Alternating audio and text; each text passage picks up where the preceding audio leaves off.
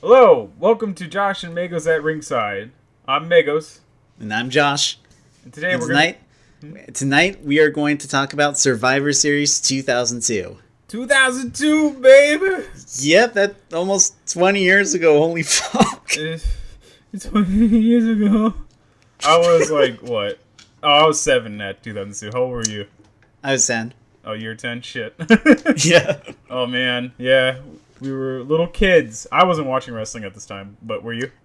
This was like, I think I didn't watch this pay-per-view because back then I was, too poor for pay-per-views. But this was 2002. I know was definitely the last time I really watched wrestling actively as a kid until I got back into it a couple years ago. And I know that's strictly because I was a huge mark for Brock Lesnar. He was just the coolest shit to me as a kid. Yeah, just in retrospect, just 2002, everyone was just so into Brock Lesnar. You could do no wrong at the time. He was the next big thing. It was the next big thing. Well, here comes the pain. I love how nonchalantly that that the whole here comes the pain. Yep, that's it. It's bad. All right, let's get into this. The year 2002. The battles filled with the woo. So what's happened since November 2002? Triple H wins the Royal Rumble. Then quotation marks NWO return as a form of Vince killing the company. He's like, a lethal dose of poison! A cancer! A lethal dose! That promo was the funniest fucking promo. That's legit my all-time favorite Vince McMahon promo. It's as hammy as he's ever gotten. He was just saying something. And the reason why I say quotation marks NWO is because it was just Nash, Hall, and Hogan in the NWO gimmick, despite it ending in, 99, 2000? It was dead. It was gone. That shit had ended. No one cared. This would be like if Vince somehow gets the right to the Bullet Club in, the year 2022. Oh, God, no. And the Bullet Club ends in, 2020. So, yeah, it's just a clear indicator that Vince didn't care about WCW history and lore. He just wanted the company's best-known gimmick. I know. I think the best, symbol of how, badly they fucked up the NWO and WWE is the fact that the NWO is supposed to be this rebel organization, but if you looked at their t-shirts there, they, you can see the WWE logo is on the inside. I know, it's dumb as shit. God. I know, it's too bad because it could have been really cool, and I mean people did get legit hype for it, but it dies out because Hogan turns face and Nash gets injured and Hall is Scott Hall Hall was there and gone. He stunk up at WrestleMania, and then he I think he wrestled his last match on a random Raw, and then they said, "Get the fuck out, you drunk." Pretty much. Yeah, so the NWO trolled Rock and Austin to set up 2 Mania matches. Austin versus Hall, which stunk up the joint, as previously mentioned. And Rock versus Hogan in a Mega Dream match. And it was actually a pretty fucking great match. It's probably one of the, last really, great dream matches you could, WWE was able to pull off. Yeah, it feels like it's probably the biggest match of the 2000. That match. Everyone says Rock and Austin at 17, but Hogan versus Rock means more, Exactly. It's like the two dudes that probably everyone, even dudes who've never given a shit about wrestling know about. So it's got that significance. And Hogan turned face, and he passed the torch to Rock as a symbol of the past, giving it to the present. Which, in hindsight, Rock also left that year.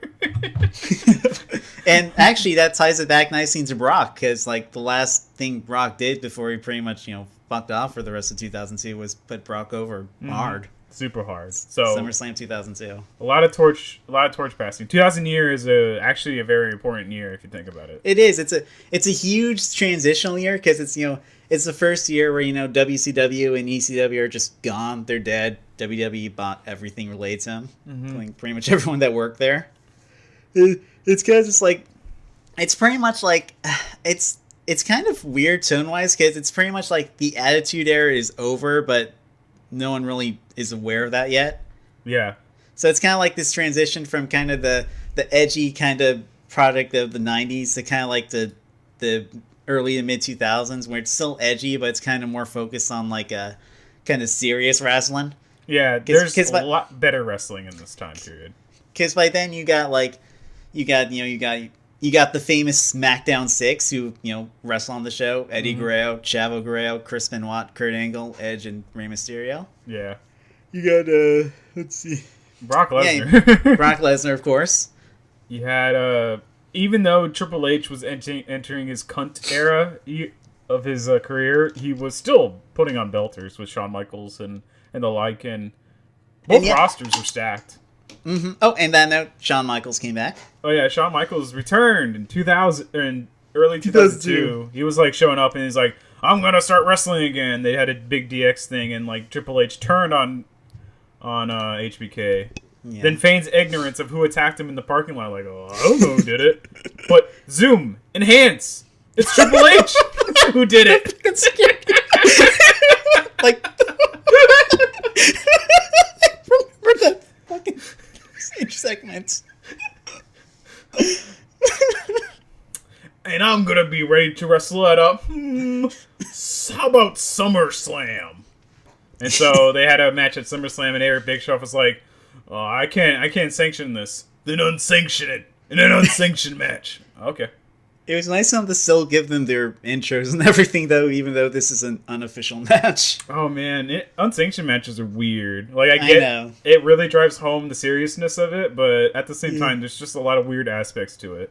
Like, yeah, I think you can't really just separate the fact that it's not really unsanctioned. It's like, well, if it's unsanctioned, they wouldn't air it on TV exactly. on anything in any capacity. Yeah. If anything, I would really appreciate an unsanctioned match if they set up a webcam in their house or something. Oh, that'd be cool. And just have a low frame rate shitty, because this is 2002, so a low frame rate shitty webcam. And they're fighting in jeans.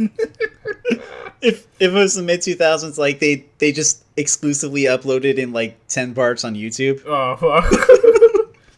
Oh, they're in .wav format.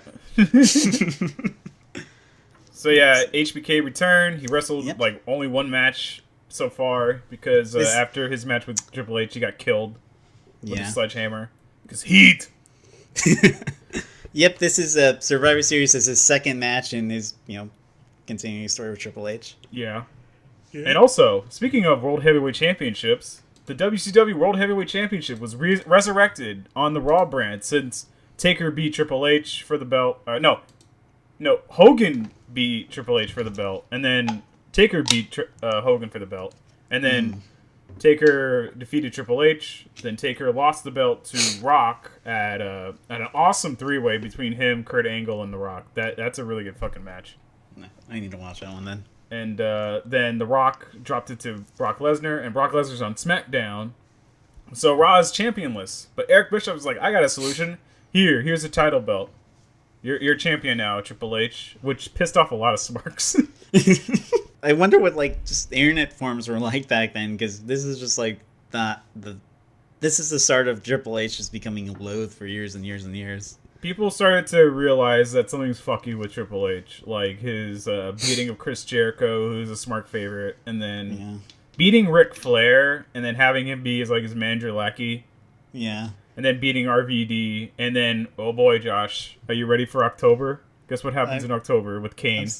I'm so scared. You're a murderer! Yeah. Oh no. Think I banged your brains out.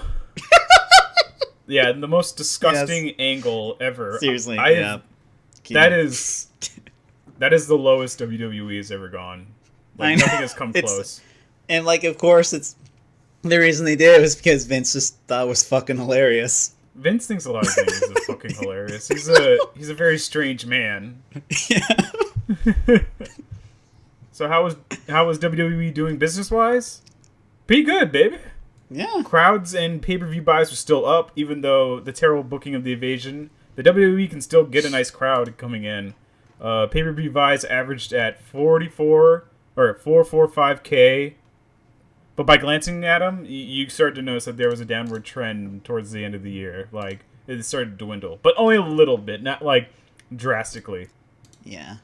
And also, X8, despite having the dream match between Hogan and Rock, only did like 200K less than Mania 17, which did $1 million. It's kind of like at the point when wrestling was kind of like at its all-time high, at least in the US, as like a big mainstream thing, was starting to die. Yeah, which is a shame because there was still good wrestling, but it just showed that the WWE just stopped trying to get people to tune in and shit.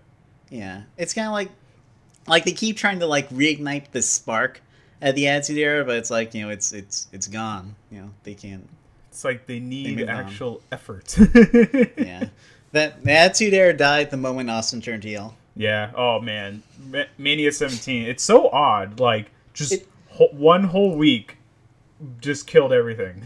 Yeah, it's so bittersweet because like this is not like a original or controversial opinion, but Mania 17 might legit be the all-time best Mania. Oh, it is. There's nothing that's come close. It's kind of like, it's like at the very, so it's kind of bittersweet because it's like the Attitude Era does end with like at the highest note possible, but like, you know, then you got the ending with Austin. It's kind of, you see where everything starts going downhill. Oh yeah, it's just just one thing could have saved it all, and that's Austin beats up Vince. But because Austin shakes hand with Vince, that's it. And it's so incredibly interesting how just one handshake changed the whole business. Pretty much. All right, so let's get into it. All right, so for starters, Survivor Series 2002 is held at the Madison Square Garden, probably like the most, you know, the arena when it comes to WWE stuff. I love how MSG looks, always. I love the little entranceway. I love that it's a full 360 crowd. It makes it feel big. I know, it's amazing. It's one of the best arenas ever, and it makes every match feel epic. I love the short entrance ramps, too. There's no, like, long walks. There's just guys come out, and they just look at all, like, the 360 crowd. It makes it feel like it's a big event. No... Exactly. It's such... Less is more, people. I really wish that they would do an event at MMSG. They haven't. They just do house shows there, but, like, not an actual...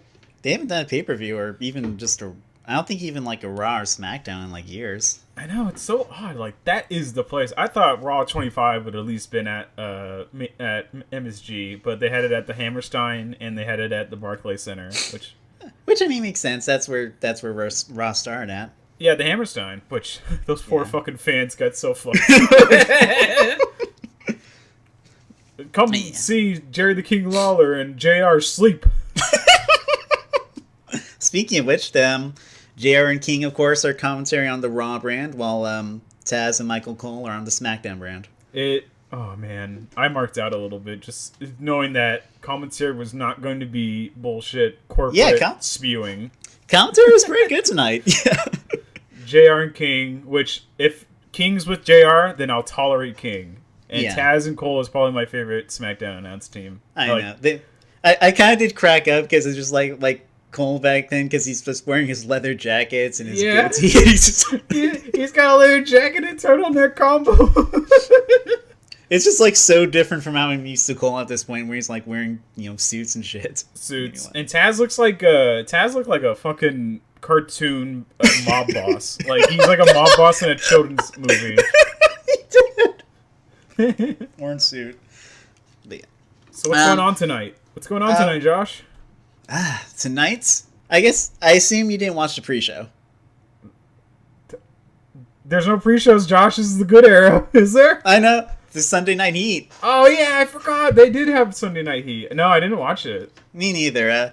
Just for posterity, I'll say it was Lance Storm and William Regal versus Goldust and the Hurricane tag team match. Okay. All right. Then we didn't miss anything. Man, I got really worried. I thought, like, there always had been pre-shows, kickoff Mountain Dew matches. Sunday Night Heat pretty much was the pre-show for like years and years before they canceled that. Yeah. That makes sense. Okay. But yeah, now for our proper opener, and this match kicked ass. This was like the perfect opening match. Yep, first match. Bubba Ray, Little Spike Dudley, and Jeff Hardy versus 3 Minute Warning with Rico. And 6-man Raw Tag Team Elimination Table match. Elimination match. Sorry, to breathe for a sec. Yeah, just breaths. Like because there's so much shit in that gimmick match name. Just yeah. I should note 3-minute warning consists of Jamal and Rosie. Jamal would later become Umaga, and Rosie. And Rosie was Roman Reigns' brother. Yeah, Rosie is Roman Reigns' brother and future superhero in training. Shit. Yeah. Yeah, and Rico. He's gay. Yeah, he looks like Wolverine. That's his gimmick. He's gay. Josh, he's gay. Isn't that hilarious? Remember Billy and Chuck? Yeah. What was their wedding? It wasn't a wedding. It was like a best friend engagement or something. Oh no, best friend commitment or something. Like WWE actually worked with GLAAD on that angle, and GLAAD was like so mad when they found out that they weren't actually getting married or even gay. Marriage can last 6 months, 2 weeks, or 3 minutes. Wait a minute. Did I just hear myself say 3 minutes, and then 3-minute warning just comes out to fucking kill the gays? Yeah. Yeah, 2002 is a very different time, people. Yep. Also should note, just I figured Jeff Hardy was just, dude got fucking fangirls. Like as soon as he comes out, you just hear like, ah! It's Jeff Hardy, he was a mega babyface. I believe Jeff Hardy even cemented himself as a big deal by having that awesome ladder match with Taker for the Undisputed Belt on a Raw. That is got to be one of my favorite matches, just for the fact that it's such a great match between two big time names in wrestling, and the fact that ultra mega heel Undertaker stopped, walked back, and raised Jeff Hardy's hand and really put him over as a big boy. Yeah, Undertaker did a lot of even though he was a dastardly heel, he would put over young guys. I remember he even put over either John Cena or Randy Orton at this time. Yeah.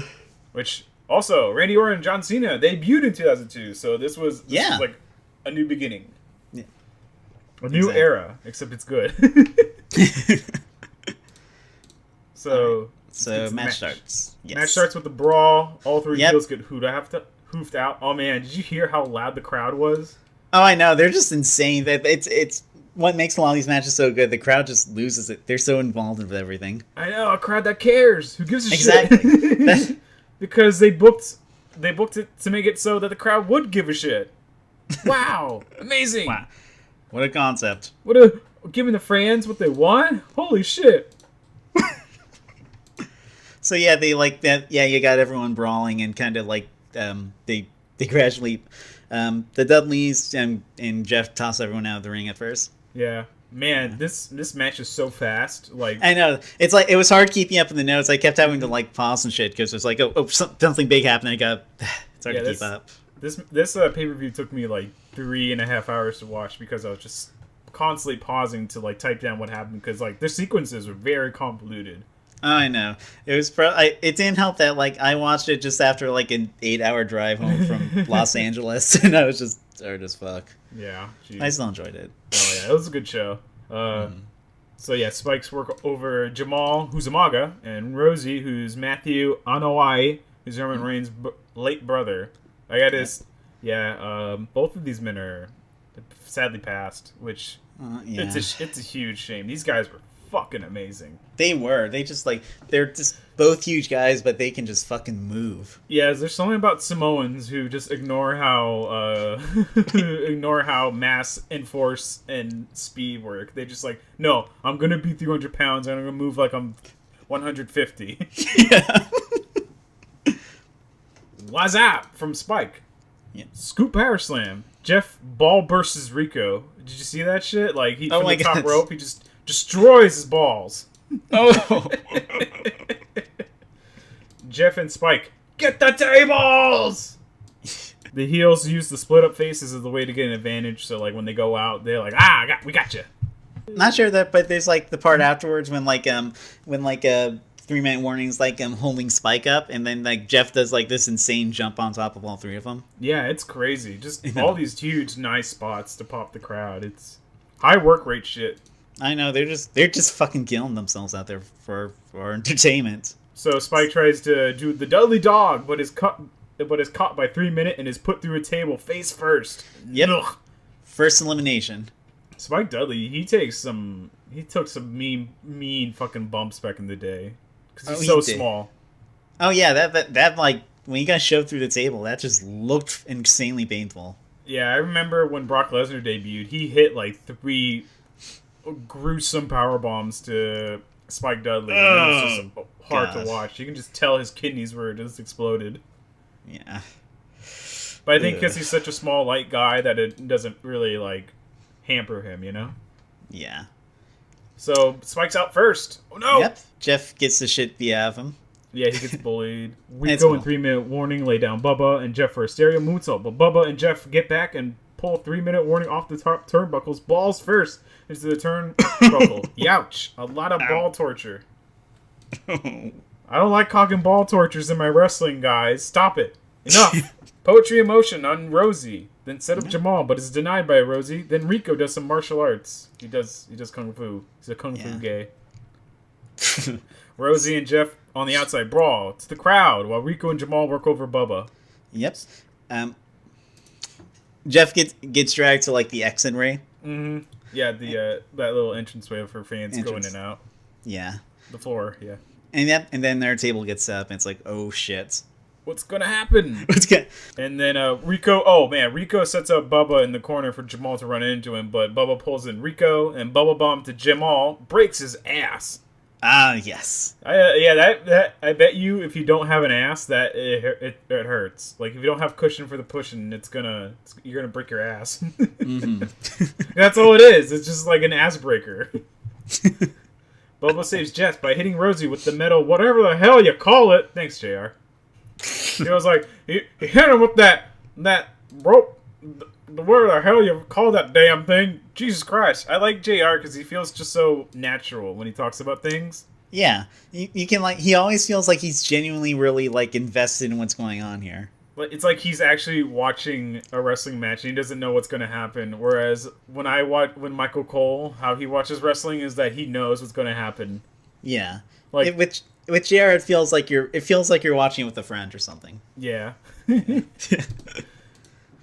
And Fan has... Oh, I saw this dude in the crowd who had a Kodak camera. Oh, man. This is 2002, people. God, it's so old. On that note, we got our next big spot where, Jeff starts climbing up onto the exit way. Mm-hmm. And Bubba sets Rosie up on the table. It's like, oh, shit. Flips right into the table, hits Rosie, and boom, he's eliminated. Swanton bomb. He's out. So it's 2-2. Yeah. The odds are even. Let's see. And then Jamal collects Bubba. So Jeff is selling, and Jamal comes and collects Bubba. Come here. Mm-hmm. And then they're gonna set up a splash on the table, but Jeff shakes the ropes to mess up Rico's balance. That's pretty nice. That is. That worked very well. That's actually a pretty smart book. That's pretty smart ring psychology and all that. Just shaking the ropes to get him off as a way of desperation. It's not convoluted and it's simple. It's like they really thought this match through. Exactly. Bubba tries to hit a back suplex through the table, but Jamal pulls the table out in time. Whisper in the wind! Jeff, oh man, there's a nice front drop kick to Jamal from Jeff. Jeff Hardy is... he's awesome. I know, dude's a fucking athlete. And it's really weird, because his whole gimmick is that he's just a punk rocker, or a punk goth kid. Early 2000s, exactly. Wears fishnets, but he's this dynamic high flyer. He never let up too his whole time when he was in the WWE. He's just constantly doing big spots and big moves, really putting his body on the line. A true daredevil. Speaking of Jeff, he throws the table onto Jamal, and then he tries charging at him, but then Jamal puts the table up and he breaks against it, and so Jeff's out. Yeah. Well, actually, no, he's not out. He's. He's not. I'm sorry. I think I got ahead of time here. Don't worry. The commentators thought he was out too, but the refs deemed it a non-elimination. But it's kind of is an elimination because Jamal was the one who used it as a projectile. I don't know. Yeah. Rules are convoluted. I don't know. It doesn't matter because Jamal then sets up another table. Yeah. Yep. And let's see. Yeah, and he gets a splash from Jamal. So now Jeff's out for realsies. Yes. Bubba does his punches and bionic elbow to Rico. That'll never get over. He tried that as a singles wrestler, and it never got over. I was saying now, Bubba. Now it's 2 against 1 with Bubba on his own. Yeah, Bubba tries setting up another elimination. He has Rico up on the table, but then Jamal comes back and interrupts and beats the shit out of Bubba. And then they set up Bubba for a superplex, but Bubba does a nice jumping powerbomb from the top rope. Oh, that was fucking awesome! Yeah. Yeah. He just slams him hard and boom. Gets an ovation. Eliminated. Yes, the crowd just goes nuts at that. There's a lot of moments in this whole pay-per-view where the crowd just applauds the work rate. You can just tell the crowd appreciates wrestling. Mm-hmm. They're not there for the characters; they're there for the matches. MSG always brings the smarks in. Yeah, it's awesome. I love New York. I love anytime they have a New York. Events. New York's one of the best crowds. Yeah. Mm-hmm. So now it's just Rico's bound to the shit out of Bubba. It's like, oh no. Yeah, Rico has the upper hand, but Rosie interferes despite being eliminated. But he's a heel, so it's fine. You can ignore the rules if you're a heel. Exactly. And it's no disqualification. Yeah. It's great because JR is just so outraged when the heels just come back in even though they're eliminated. Yeah, if this was today, Corey Graves would be like, ha ha, yeah, I like it when the heels break the rules. And then Bomber would be like, oh, I don't like it. Yeah, that's a big problem. Is the heel commentators dominate too much now, while the face commentators just kind of come off as wimpy or just weakly arguing back. They're professional bootlickers. All Exactly. they do is lick boots. Precisely. They have no spine. Michael Cole will sometimes air out his grievances, but it's not at the same passion as JR. Whenever a heel does something, JR just goes, "Ah, you fucking heels! God damn it! I hate you! Fucking Triple H! Ah!" But thankfully, just as when it seems all is lost as the heels beat the shit out of Bubba, guess who comes in to save him? It's Reverend Devon! Oh, wait, no. Pre-Reverend Devon. Pre-Reverend. Yeah. But they're still separate at this time, though. Yeah. Yep. Oh, yeah, the brand split up the Team D, so now it's a 3D reunion. Yep. And just Devon just cleans house. He just kicks everyone's asses. It's super hype. Yeah, he just kills everyone. It's awesome. The Dudleys hit a 3D, and it's over. It's over. It's awesome match. Just the absolute, it's the perfect opening match because it just gets the crowd so hyped up. Mm-hmm. And Bubba and Devon stare at each other, and then they hug because they're brothers. Aw, it's nice. Mm-hmm. And the crowd just goes nuts. They love it. It's giving the fans what they want. What a foreign concept. I know. So yeah, this match was insanely fast with a hot crowd, great spots. Can't say enough about it. It's a good way to get the crowd, hyped for an event. Mm-hmm. So with that, I kind of skipped a lot of the. Was there anything that happened between this and the next match that I missed out on? It's a rainy damn night in New York, but it's hot as hell in here, King.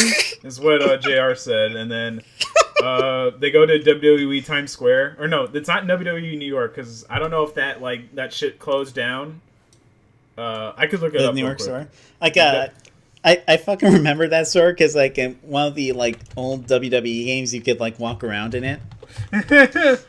New York. You know what? I think it was Shut Your Mouth.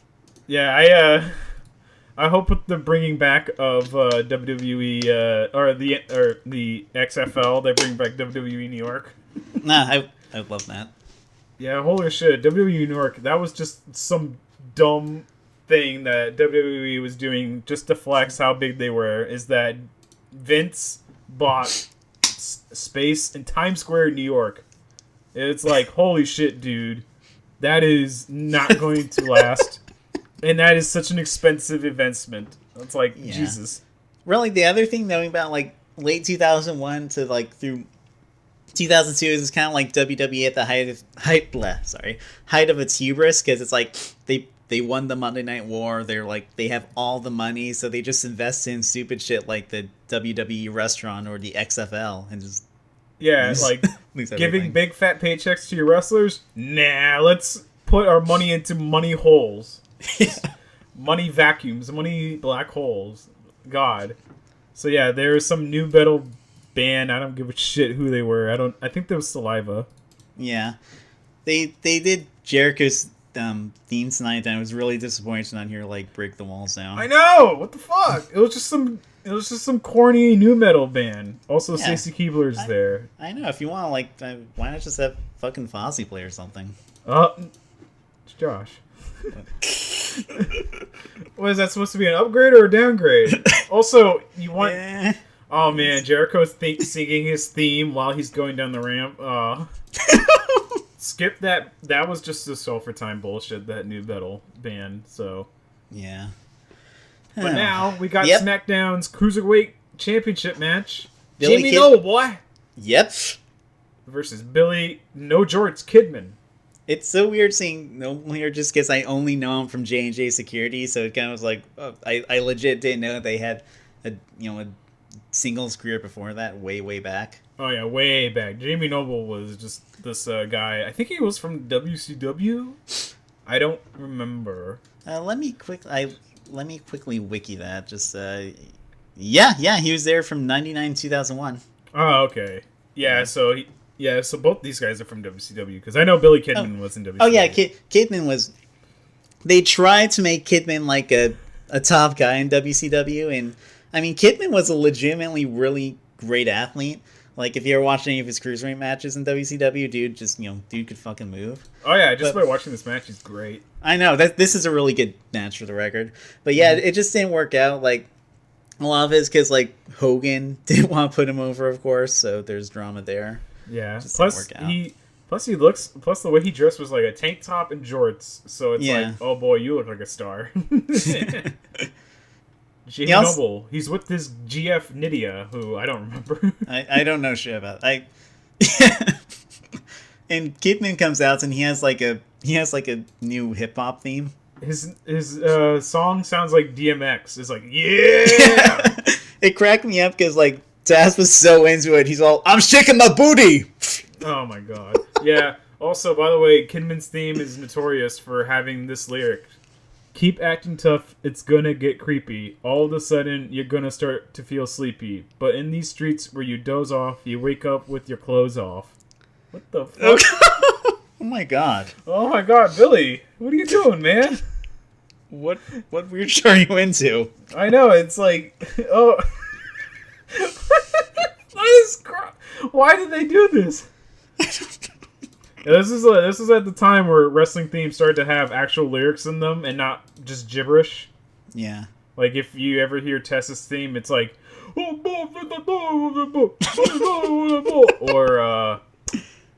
or Jericho's theme, it's just nonsense. Or the Raw theme, the Thorn in Your Eye, where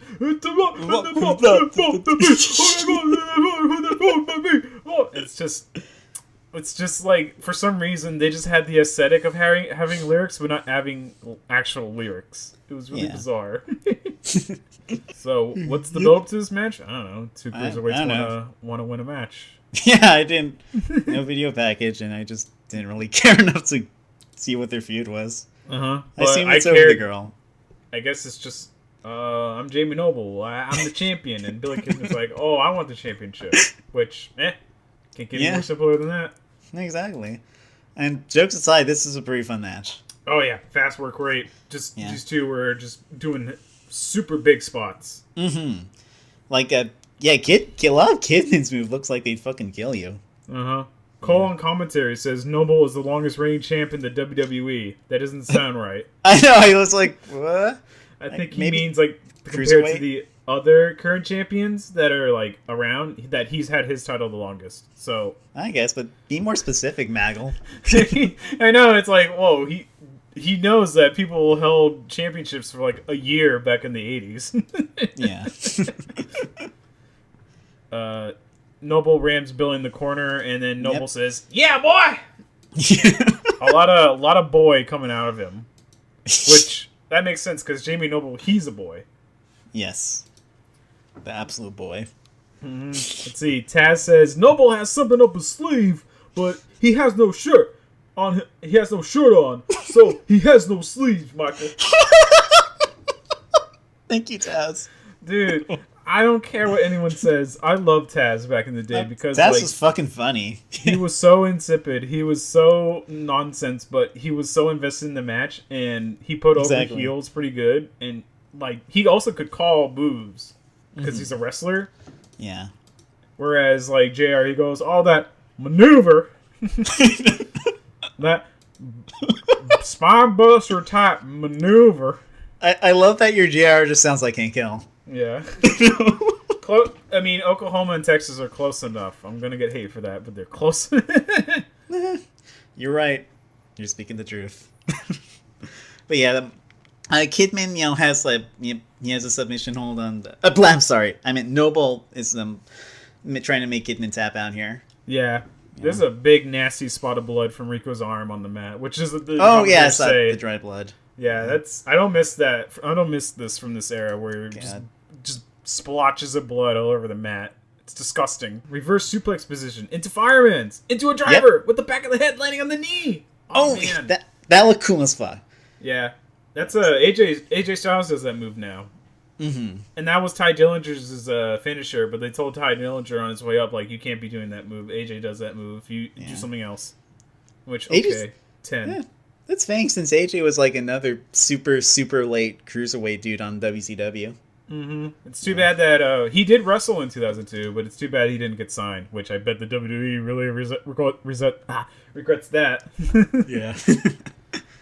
Falcon's Arrow to Kidman, which Taz calls a sit-down powerbomb. That's not a sit-down powerbomb. It's a Falcon's Arrow. Get it right. Go.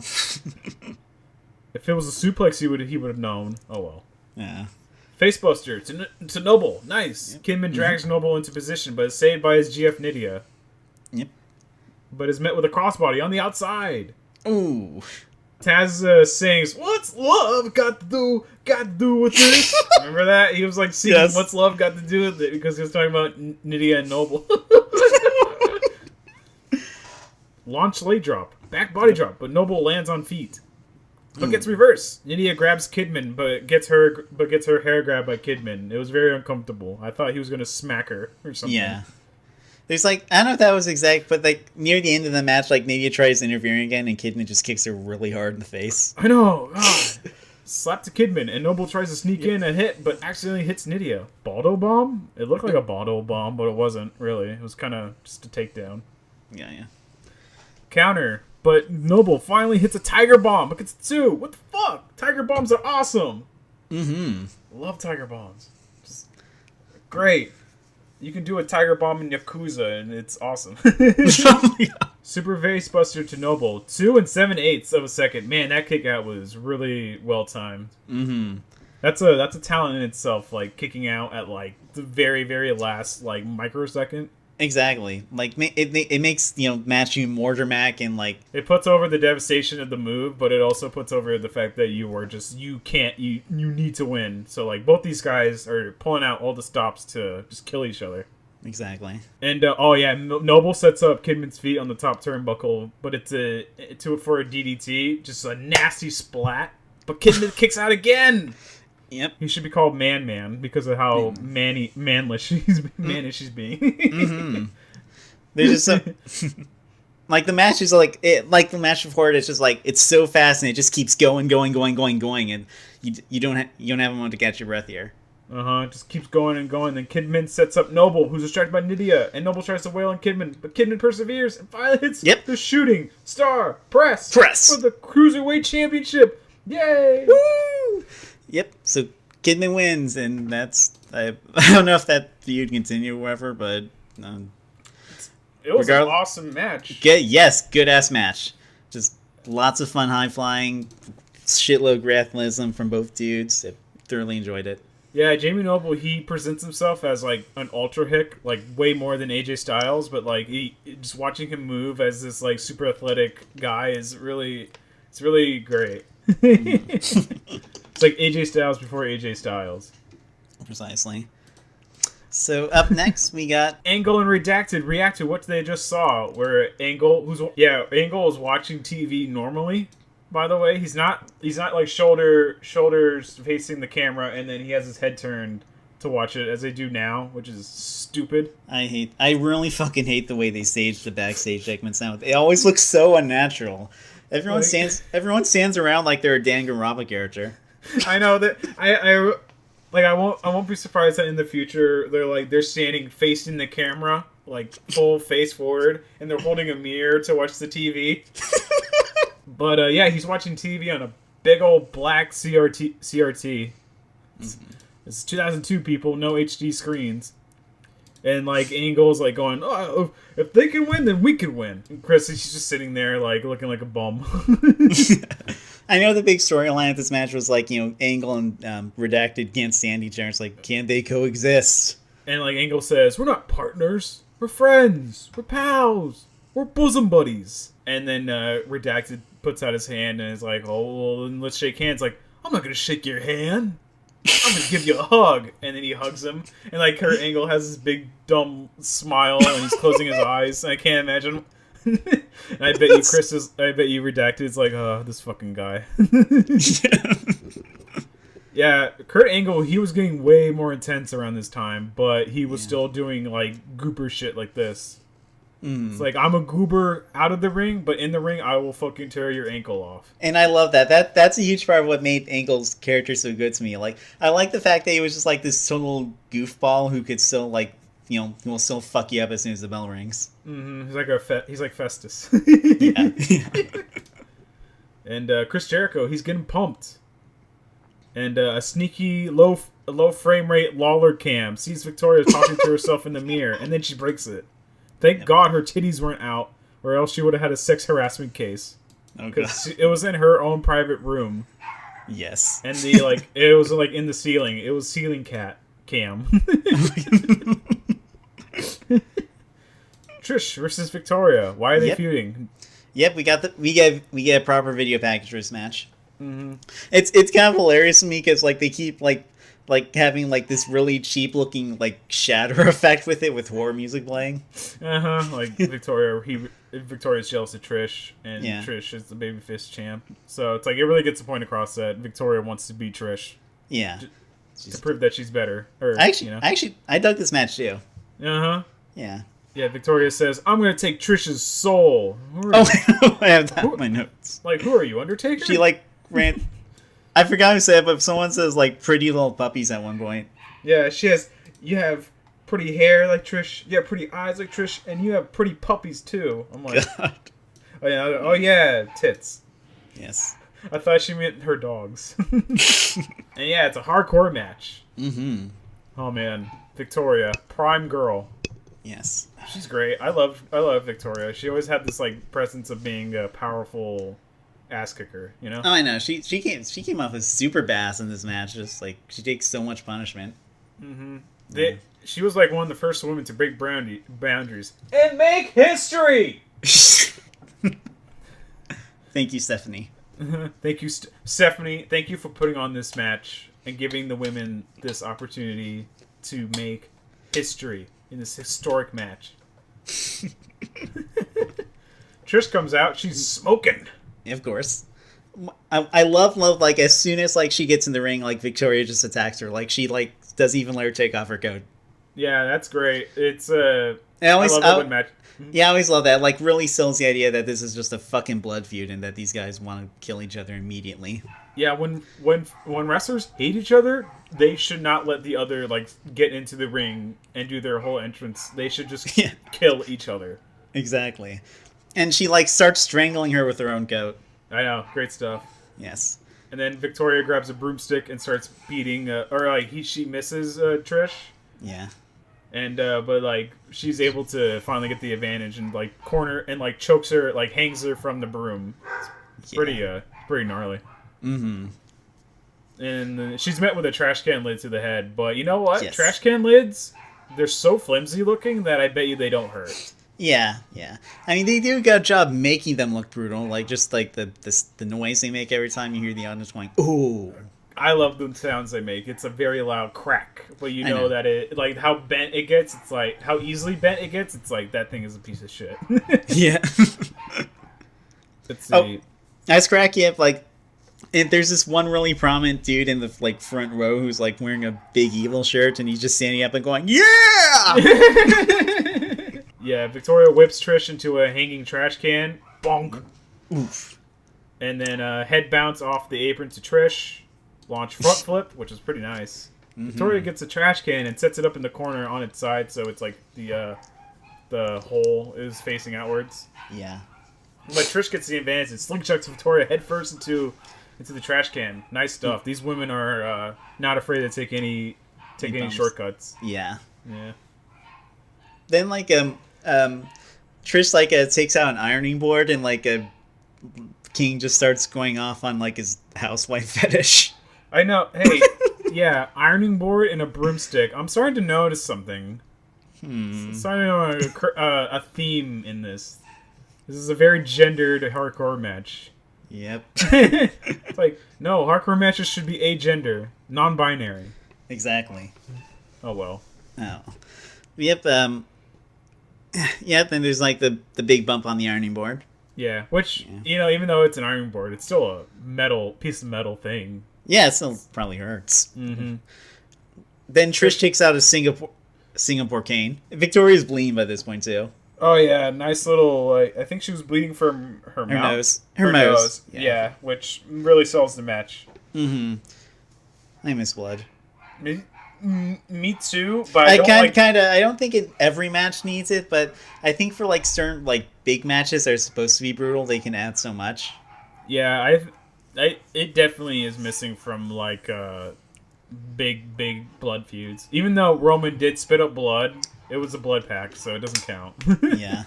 But I'm glad that like people have stopped gushing blood. Oh yeah. I don't want get hamburger. Yeah, I don't want New Jack shit. Yeah, I don't want guys who have these big, disgusting foreheads that have like giant gashes on them. It's honestly, I'm kind of amazed that Ric Flair like doesn't have any of that. No, he has it. He has it bad. Jerry Lawler, Devon, Ric Flair, and Triple H have the most fucked up looking foreheads. John Cena and Randy Orton do too, but they're starting to heal up. I guess I was thinking like Abdullah the Butcher or New Jack, where they just have the huge like scars on. They have like anime character scars on their forehead. Let's see. Cartwheel into Hurricanrana setup. Yeah. I love that spot. Trish always did that. The whole like handstand with the with her feet on their necks to do a Hurricanrana or something like that.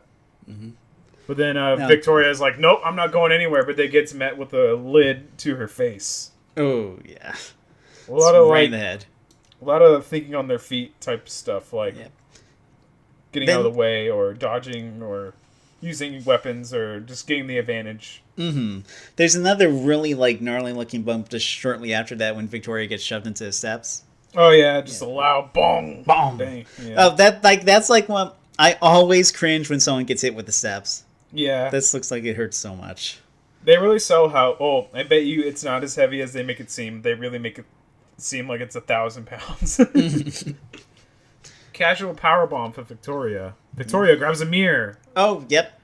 7 years of bad luck. Mm-hmm. Yeah, Trish hits a kick for a 2, then tries to get a baking sheet, but is cracked by a kendo. And then Trick does a really sloppy-looking bulldog. It wasn't great. Yeah. Let's see. Victoria gets out a fire extinguisher. Oh, yeah. Oh, before that, there's a really funny moment where Trop Toe hold and Trish hits herself with her own cane. Like, you just hear it whack. It reminds me of the TF2 scout weapon where it's like, if you miss, you hit yourself, idiot. Oh, my God. And yeah, Victoria gets a fire extinguisher and extinguishes Trish. Yep. And that's what she needs to, like, pin Trish, get the 1, 2, 3, and win. I know.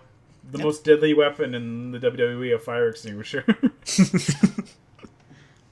Yeah, short but brutal. Yeah, that was nice. That was a well done match. Yeah, well put together. You know, matches don't need to be 20-minute belters. They can be 10 to 15-minute, nice, short, fast work rate matches. Yeah, that's the thing I noticed about the show is that, like, with the exception of the last 2 matches with which were worn at that length. Everything else is kind of just short and sweet. Yeah, which is how you should do it. Just go out there, do what needs to be done, and get out. Exactly. Get your shine. So yep, that was a good match. I love Victoria just clutching the belts, and she has almost this orgasmic look on her face. I know she's proven that she's better than Trish. Mm-hmm. Good stuff. We got another backstage segment. Yeah, Booker T getting pumped up backstage. He's going, "Oh, five time, my hand." And we got Babby Brock. Wait, no. Oh wait, no, sorry. You could. Coach with Bischoff. Oh shit! Did you see? I didn't see that one. Did you see the OG Xbox blimp in the back? Oh my god! They were talking to each other, and right behind them was an OG Xbox. It's so fucking 2002. Oh man, the Xbox, the original Xbox came out in 2001. Yeah, and this was a full year with the Xbox. Oh man, I love the Xbox. I love the original Xbox. Me too. That honestly, the original Xbox, that's the coolest the Xbox ever looked design wise. Ever looked, and man, that thing was great. Yeah. And Bischoff says, "Stephanie, what does she know about putting on a good match? I'm gonna make history tonight." And then Stephanie, she hears the words "make history" coming from a man's mouth, and I bet you she's clutching her fist. So yeah, basically back in the day, Bischoff and Stephanie are doing what Stephanie and Shane are doing, which is feuding over who has the better brand. Yeah. Except back here, there's lots of weird sexual tension. Yeah. Also, they fucked with each other. I remember one time one of them had a watch SmackDown or watch Raw on the other show, and then you had 3-minute warning beating up Billy and Chuck on SmackDown. Wow. You had commercials being run for SmackDown shows on Raw, and then I think Bischoff was like, "What the hell was that? You put a SmackDown ad on Raw?" So they're they went the extra mile of really selling that these two did not like each other. Whereas now it's SmackDown's "Oh yeah, by the way, this Sunday is Elimination Chamber, I guess." Give me a boot. I need to lick it. It felt like back then that they tried to make Raw and SmackDown legit equal. Where now it's kind of pretty clear Raw is at the top of the hierarchy and SmackDown's just kind of the little brother. Yeah, though I like SmackDown more. Yeah. I like SmackDown's roster more. I like what SmackDown's got going on, and SmackDown's 2 hours, whereas Raw is 3 hours. Yeah. I'm more inclined to watch SmackDown if I didn't have school that day, but still. Mm-hmm. Yeah. Big Show. He's wearing pants. Yep. Oh, pants, Big Show. And like I said, just Babby Brock Lesnar. I forgot he's just so fucking young here. He's leaner too. He's much leaner. Yeah. He looks taller by being much leaner. He's not as wide as he is now. Yeah. And even younger Paul Heyman with baseball cap and ponytail. Yeah, I missed that. The ponytail, it really sold him as a douchebag. Yeah, it really added. I don't know why. It just really added to it. Yeah, it reminds me of in cartoons whenever they have a douchebag Hollywood producer character, they always have their hair in a ponytail. Oh yeah, that's right. Yeah. Holy shit! Now I remember that. That was a thing. That was. Man. Oh yeah. Lesnar too. He does not have a penis on his chest. And Paul E. Dangerously, he's saying, "Oh, I don't know if you can beat the Big Show. I'm a nervous and a scared. Oh, I'm shaking in my boots. I don't know if you can beat this 7-foot-tall, 500-pound giant." Yes. Josh. He is 7 foot tall. He's 500 pounds, and he's big. How is Brock Lesnar going to beat him? I don't know. Brock Lesnar, he isn't 7 feet tall, and he isn't 500 pounds. Quite opposite, actually. It looks like the big dog's got to overcome the odds. Can the big dog capitalize on Braun Strowman? Can the big dog, the guy? By the way, I love the WWE Undisputed title belt. That is a sexy looking belt. Mm-hmm. Not a big, smelly, stinky WWE logo. Just a belt. That's a shield. We got we got a big video package for this one too, where I actually really liked it. Like, jokes aside, they do a good job of really like actually making Brock look like the underdog here. Yep. Yeah. And they're selling the Hell in a Cell big time. Oh yeah, like that was like the moment where just like everything changed. Mm-hmm. The Hell in a Cell, for I would say the first few years, they made it seem like this is a devastating match. You will not be the same afterwards. This will destroy your soul. And it meant something when someone wanted to do a Hell in a Cell match. It meant they fucking hated you and your entire family. Uh-huh. And Taker puts over Lesnar big in the Hell in a Cell. Like, Taker's own match, and Brock Lesnar is put over big time. Yeah. That was a good feud. That was a good... I think that might be my favorite Hell in a Cell match, actually. Mm-hmm. It's a damn good Hell in a Cell. It is a great match. Mm-hmm. Definitely. But yeah, so... I'm sorry. Go on. Oh, yeah, and then I'm just recapping. Big Show returns, but owns Taker immediately. Yes. So he's like, what took you a few months? I did in 5 minutes. You know why? Because I'm 500 pounds and I'm 7 foot tall.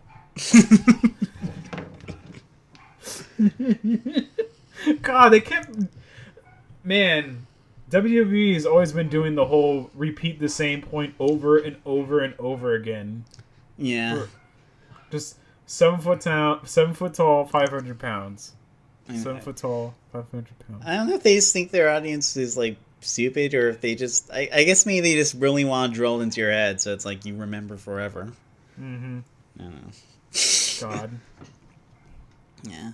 And of course now we got our entrances. We got Big Show coming in. Big Show's whole theme was better. Now, the new one just makes me feel like joy and happiness is gone. Here comes the Big Show. Yeah. Now it's like, it feels like such a happier sound, you know? It's a Big Show! Yeah. Whereas the current one is,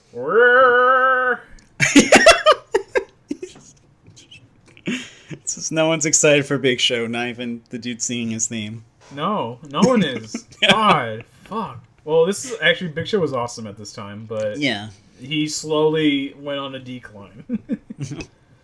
Then we got Here Come the Pain. Oh, here comes the pain. I like it was kind of fun in like seeing this, because it was kind of like the more things change, the more things stay the same, because it's just Brock coming out again like he does all these years later, doing the same pose, Damon by his side. Yeah, a lot of... They know what works with Brock Lesnar is just having with Paul Heyman, and there you go. Yeah. The big show-off sign. Did you see that? Yeah, I did. Epic. So we start off with a stare down. Like, Brock Lesnar, he is not taking any shit. He is getting right in Big Show's face. He is not scared of anything. Mm-hmm. I guess he's a face? Is he a face? I think he's kind of... I think this cement his face turn, actually. This man. I guess, but I don't know. He's not really... Yeah. Yeah.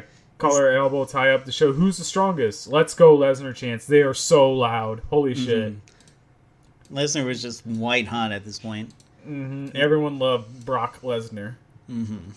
Show starts beeling Lesnar, like the those Beal spots where big guys just chuck you across the ring. I love that shit. Mm-hmm. I bet you Big Show trusts him a lot because he trusts him as far as you can throw him. But Lesnar spears and wails on Show from the outside. Yep. And they find Show shoves Brock right into steel post with the ribs there. Mm-hmm. They do a really good job selling the ribs throughout as just at Brock's big weak point. Yeah, and Show has his hand taped up or whatever. Yeah. like SummerSlam this last year. Oh, God. No. There's no little Italian man fapping around up on the rafters, thankfully. Yes. Redacted Amore. Fuck. Show tries to choke Lesnar, but Lesnar hits a side suplex. Looks beautiful. I don't know, that looked great. Mm-hmm. Shoulder rams in the corner. Mm-hmm. Lesnar hits a German on Show. Yeah. Lesnar isn't as strong as he is now, because I bet you Lesnar can totally hit much more cleaner looking Germans, but he's faster at this time. Yeah. So he's giving up speed for strength. He's going a more he's going more warrior build than a DPS build. Brock just fucking blasts the ref out of the ring on accident. Did you see that poor ref got like boing. Brock belly to belly overhead. Holy fuck! Like just whoosh. Whoosh. Lesnar, who's the face, is thrown a chair, and Lesnar low blow shows and just starts walloping Show on the head. Like, ugh. How is he a face? This is not a face thing to do. Seriously. It's like you have this guy who's supposed to be this big beast, and he's cheating. He's clearly cheating. Mm-hmm. And then Lesnar hits an F5, and the new ref runs in the cut and the pin. That ref should just disqualify him. Yeah. God. But then I'm sorry. Wait. Oh, no, you go. I was saying that then Heyman pulls the ref off. Betrayal. Lesnar is like, what? And he's pissed. I fucking love Heyman's expressions in this match. He just... What is Heyman got to gain from betraying Brock fucking Lesnar? Like, you're making good money with him, and he's clearly winning. He's killing Big Show. Jesus. But Big Show is big. He's 7 pounds. Yeah, I forgot. Like, I bet you the pros and cons of when Heyman was doing the pros and cons. Like, in the pros, it says, merch seller, next big thing, here he comes, the pain. But then he says in the cons, not 7 foot towel, not 500 pounds. And he's like, Heyman's like going, oh, I don't know. So yeah, Show wins. He is a WWE champion. What the fuck? I don't remember this. I don't either. I really do not remember Big Show being champion, but I think that makes sense because Lesnar went into the Royal Rumble not as champ. Yeah. It's great. I love like as like Big Show's trying to celebrate Heyman, he immediately like drags him away, like because just gotta get the fuck out of here before Brock wakes up. What's with the Big Show that Heyman just can't? Like this happened in 2006 where Paul Heyman betrayed Rob Van Dam and helped Big Show win the ECW championship, and I think they even did this recently when Paul Heyman sided with Big Show again. It's like, what? Does Heyman have a crush on Big Show? I guess. He likes big men. I guess. But Brock Lesnar, he's huge. He's not as big as Big Show. Oh yeah, he's not 6 foot tall. He's not. He's not 7 foot tall. He's not 500 pounds. Yeah, I should have known. Yeah. Something really funny happens. The Show and Heyman are just running out of there. They're just getting out of Dodge, and they get in a limo. Like, get in the limo. Oh, I should say, since you talked about it earlier, Taz is great at the end here. He's just so angry. Yeah, Heyman Show, just calling them cowards. Oh, what the fuck? Spend your whole promo package setting up Big Show as this 7 foot tall, 500 pound killer monster, and he's running away like a bitch. Who booked this? I want afterwards, as they're like speeding away in the limo, to like Brock just like chasing after them like the Terminator. Yeah, he's like the T-1000. He's just like full on sprinting for the. Oh my god, who booked this? I mean, this match was awesome, but at the same time, it was booked terribly. Yeah, it made no sense. I mean, maybe if like maybe I'll watch some of the SmackDowns or wherever. Maybe there's some context for why like Heyman wants Big Show now. I don't know. Josh, do I have to say it again? 7 feet tall, 500 pounds. Josh, how much do you weigh? I don't know. Okay. Big Show weighs twice as me. He weighs exactly twice as me. 500 pounds. That's 2, and I'm a full-grown man. So, Big Show, he's 2 men in 1. Exactly. And he's 7 foot tall. Josh, how tall are you? I'm 5'6", so I'm a manlet. Yeah, Big Show would pick you up and he would stretch you to his size. That's because he's that big. Yes. You need 2 of yous to even think about coming near Big Show, because Big Show, he's 7 foot tall and 500 pounds. I'm sick of it. You convince me. God. I'm you. so sick of the Big Show because all they do is they just say he's big. And show. It drives me crazy. Like, I don't know why. It's just the Big Show just sets something off in me. They're just like, all he is just he's big. Oh, fuck. I never got the name The Big Show. Like, what do they mean by that? That he's... I guess that he's the whole show. I guess. I don't know. His theme is basically someone hyping a show. Like, it's crank it up, turn up them lights, get ready for something that you never known. You won't see it coming, or something like that. Like, the whole point of his theme song is that he's a spectacle. Yeah. It's like, oh, wow, I never seen a 7-foot tall man before. I think he just represents everything I don't like about Vince's taste in, like, main eventers and guys he's willing to push. Just this big, fat dude who can't move. It's like, the only time it's ever worked out for him is Braun Strowman. Yeah. Exactly. Because Braun's got personality. Yeah, Braun's got tons of personality, and he can move. Mm-hmm.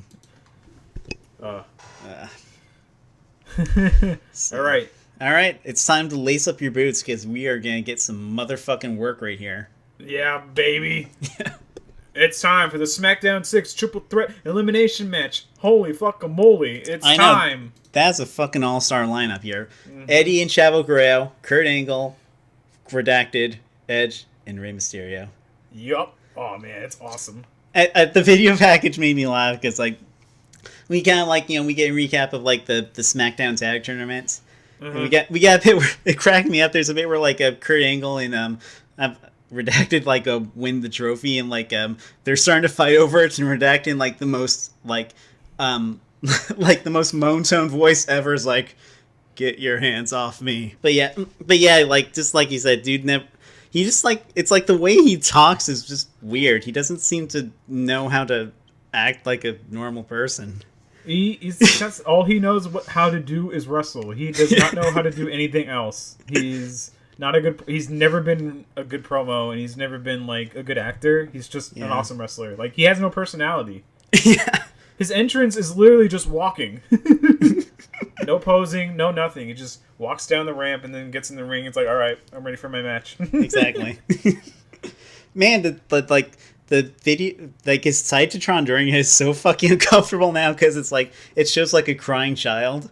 I know. Oh my God. And Benoit's like has his eye twitching and he just looks so unhinged and violent. Yeah, he's the Rabbit Wolverine. Yeah. I love his theme though. Oh, his theme kicks ass. Yeah. And then Los Guerreros come out and they're tricksters. Oh man, these guys are sneaky. I know. Not problematic at all. What? No, it fits into their character. They make it work. Yeah. They make it work because, like, Rey Mysterio, he's not a tricky Mexican. It's just that these two are because... And yeah, you're right. Because their whole thing is they lie, they cheat, they steal. Mm-hmm. Yep. Eddie's got the mullet here. Yeah, Eddie... mullet watch, Eddie. Eddie, he's not as girthy as he would be, like, in 2004 and 2005. Which, yeah, that... When he hit the steroids. But yeah, he was on the roids hard. He was like constantly, just every year he would get bigger and bigger. It was like, Jesus Christ, dude, calm down. Yeah. Oh man, during the promo package, like Stephanie's like, it's gonna be a elimination tag team triple threat match, and she's like, and she's posing with the belts. She's like, the belts. I'm like, and she's like, I don't know what she's trying to do there. Like, is she trying to be sexy? It was really odd. He was like, yeah, the belts. Oh man, did you see Al and Dawn Marie in the crowd? I didn't. Oh man. This was before Al Wilson died of sex exhaustion because Dawn Marie just fucked the shit out of him and then he died. Is Al Wilson like the only person in wrestling to like canonically had die? Like Paul Bearer would die on Paul TV Bearer, multiple times, but then he would just come back. Yeah. Muhammad Hassan, he died on TV. He died because The Undertaker last rode him into the pit of hell. Oh.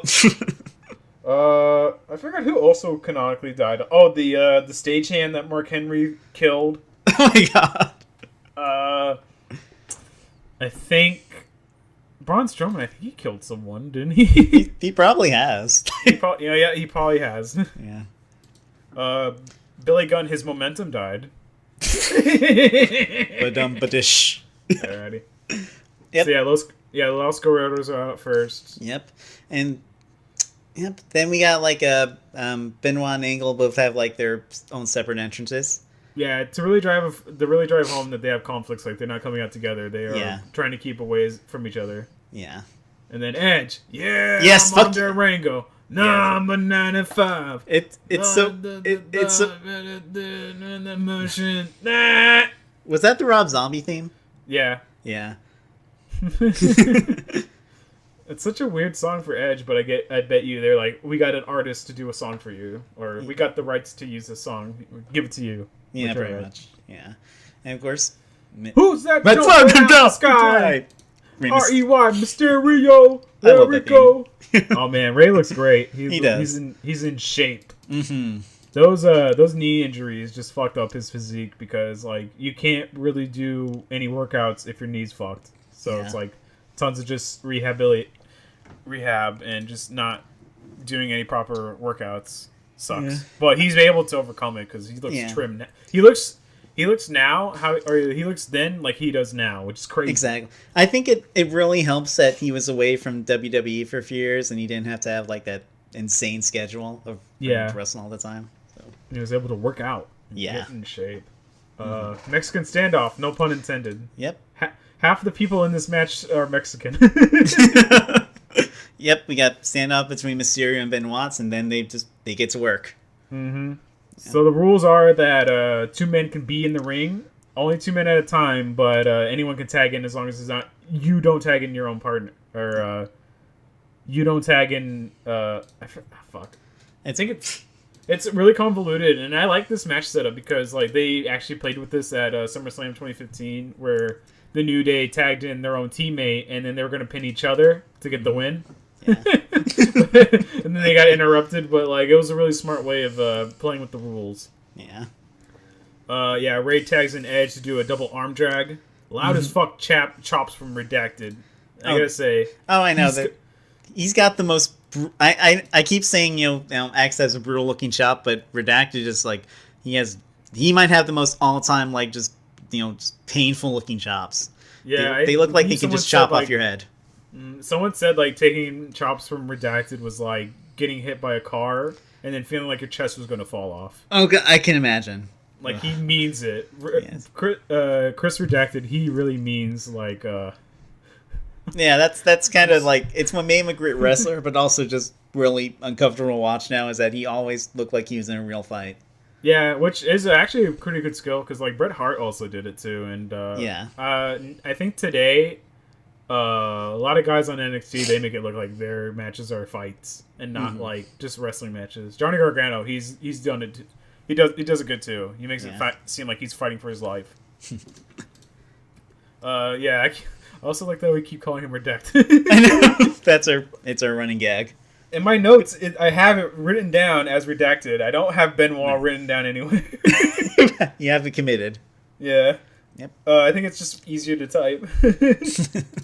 Tagging Angle. Angle gets a nice back body drop, and then but Angle tries to tags in Chavito. There was a good point where like Angle tries to tag in one of the Guerreros, and they both drop off the apron because they're like their strategy is to wait till one team gets eliminated and they get the cleanup. Yeah, they're very pragmatic in this match.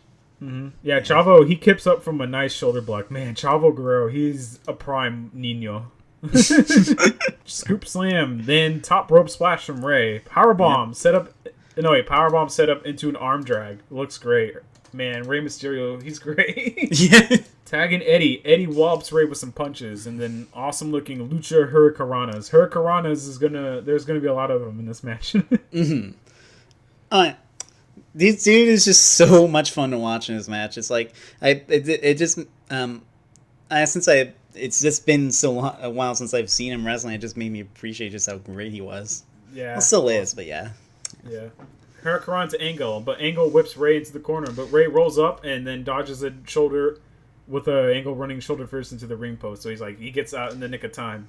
Mm-hmm. And then Ray is thrown up and lands ugly, but is worked by Angle.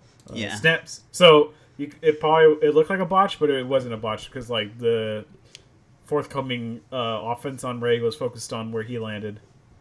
So nice stuff. Yes. Clothesline and tag in Redacted. Redacted works the neck and and a nice back suplex. Ooh. And then another suplex from Angle. So both these guys are just the suplex masters. Mm-hmm.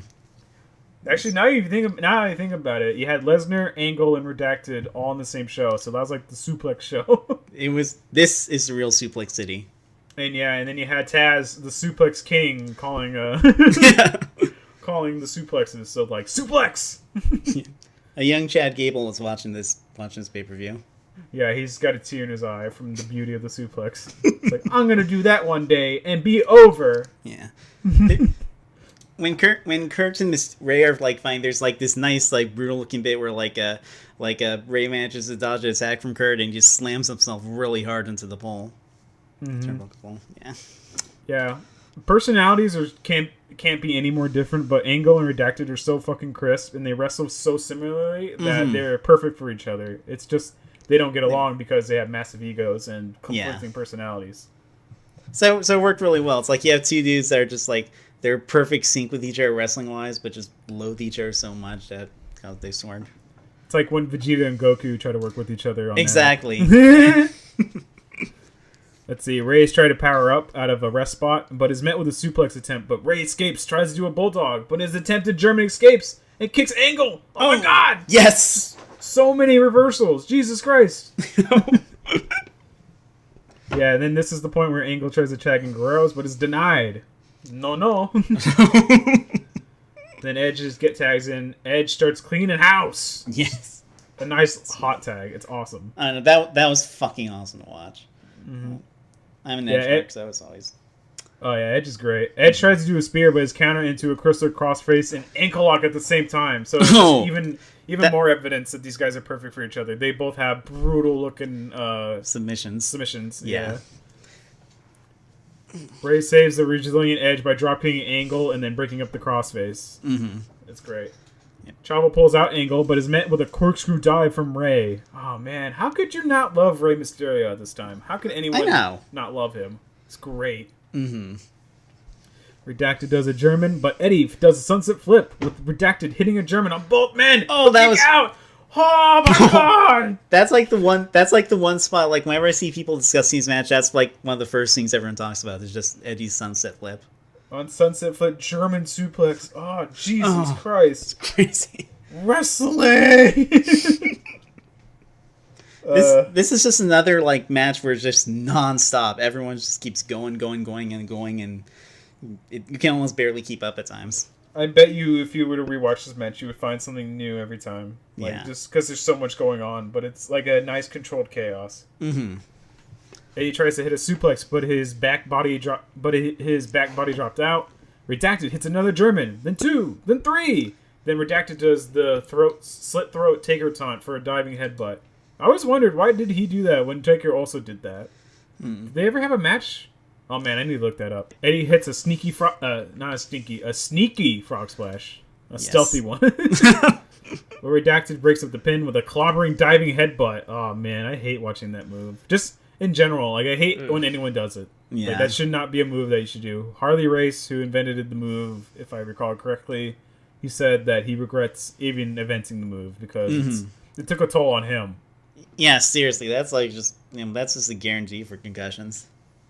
It just because even you're fucking up your head, but you're fucking up your spine because the head's connected to the spine, so you're fucking up your back. You're fucking up your entire body just for a stupid move. No. I hate it. I have no time for it. Same. Also, who's legal? Who's legal in this match? I don't know. I lost track. I don't know either. At this point, it's just like you said, it's controlled chaos. Pretty much everyone's in the ring at this point, just diving and dodging each other and shit. And Yeah, the ref gives up. He's just like, I'm just gonna fuck it. Move around. Just hopefully they'll think I'm doing ref business. Yeah, just please don't use any chairs. Just Jesus Christ, just do what you need. God. Yeah. Yeah, then Angle locks in Angle lock, but is distracted from the ref. So Chavo hits Redacted with the belt. Yep. And so the ref is looking at Angle doing the ankle lock, but he's not legal, I guess. So Chavo hits Redacted with the belt, and Chavo escapes. And since Angle is holding, and then Chavo throws up the belt for Angle to catch. So Redacted thinks that Angle hit him with the belt. So now they're starting to jaw jack. But then Rey hitting it on two men and lands on Chavo on the outside. Just Rey Mysterio, he's like a superhero. Yeah. It's unreal. Did you see that recent pic of Rey dressing up as Black Panther? Oh, really? Oh, that sounds awesome. It is. Yep. Heat mask. Yeah. I was going to say what it would be in Spanish, but I'm not going to. Nope. oh God, I think I know. Yeah, oh God. Yeah, Rey Mysterio would probably get his ass beat if he said, "Oh, I'm El Pantor Negro." It's like, what'd you say? No, please, no. Let's see. Oh yeah, by the way, the Angle and Benoit get eliminated, and the crowd boos that. Man, the crowd is pissed that Angle and Benoit are out. Yeah, they're. By the way, they are still wailing on each other, but they're arguing while they're wailing on everyone. So they're pissed that they're eliminated, so that they take it out on everyone, but they're still arguing with each other. It's great. It's almost like a sitcom at this point. It reminds me of that one scene in Kill la Kill where the 4 3-star guys are all talking to each other while they're just swatting away students who are trying to get a head on them. Remember that? God, I remember. Yeah, they're all just casually talking with each other and just beating everyone up. It's great. Yeah, it just reminds me of that. So yeah, Eddie tries to Eddie tries to do a cleanup and gets a sneaky pin, but no luck. Suplex to Edge, tags in Chavo. Chavo works Edge. Mm-hmm. Chavo, don't you know that's going to be your future uncle-in-law? Oh God. This is weird because Edge and Rey Mysterio were tag team partners, but they feuded in 2008. But it was never brought up that they were tag team partners ever. Yeah, I guess because really it would require talking about Redacted. I mean, you could really, they could just say that Edge and Rey, they have a long history together. They were tag team champions on SmackDown. Yeah. Well, whatever. Nah. Worn down babyface versus the fresher heels is the name of the story because Chavo and Eddie have barely been in the match. It's just been Benoit, Angle, and Rey and Edge. Yeah. Now they're striking while the iron's hot. Mm-hmm. Yep. Eddie cheats by using the tag ropes to choke Edge, and then back suplex to Edge. Man, Edge has taken so many bumps in this match. I know, it's kind of cringeworthy to watch in hindsight, just knowing that just shortened his career. That Edge is whole bump taking really. Well, Edge took bumps badly. If he protected himself while taking bumps, that he could have probably had a longer career. But I think it's for the better. Yeah. That he stopped when he was hot, you know? Yeah, I know. He went on a good note. Yeah, Edge hits a flapjack to both men and his hot tags Rey. Rey cleans house with hurricanranas and head scissors. This guy is just using his legs and just na. He's like Chun-Li. Yeah, oh yeah, he is. Chavo, who hadn't been told to fuck off by the ref yet, because Chavo has just been in the ring this entire time. Baseball slide to Eddie. Edge sets up Eddie on the top rope, and his top is met with a flying Rey into a Frankensteiner. Oh! Chavo saves Eddie. Edge sets up a 619 who flies across the ring when he's hit by it. He just goes wham! It's like he's got hit by a truck. Mm-hmm. And then Eddie locks in the lasso from El Paso, and Los Guerreros win. Latino Heat. Viva la raza. Even though the guy they just beat is also Mexican, but whatever. Yeah, that was holy shit, Josh. That was a match. That was fucking intense. Oh man, I heard stories about the SmackDown 6, but I seeing it unfold before my very eyes, it's holy shit, these guys just made tag team wrestling seem like a big fucking deal. I know this was pretty much the golden age of SmackDown right here. Mm-hmm. I know Heyman was booking SmackDown at this time, and he like personally handpicked these 6 dudes to kind of be the representatives of SmackDown because they're just like they're all great athletes and wrestlers obviously, but like they're super versatile where like you can just put them in any match type, you can put them on any spot on the card, and they'll fit. Yeah. It's like the previous 6, the previous top 6 tag team wrestlers were, Dudley's, Hardy's, and Edge and Christian. Yeah. But like these guys, they're much more crisper, cleaner workers who don't need big dumb gimmick. I mean, even though the gimmick matches were awesome, they don't need like tables or ladders or chairs. They don't need any of that. They just need pure ring psychology. Exactly. It shows progress, evolution. Yeah. Is a mystery. It's a oh man. And also another note: there has been 3 title changes so far. Yeah, all titles have changed at this point. It's really weird. Not a single defense. Odd, but I guess because it's a big pay-per-view, it's Survivor Series. That what makes it feel bigger is that titles are being changed. Yeah, there's a lot of like status quo changes in this pay-per-view. So that makes sense.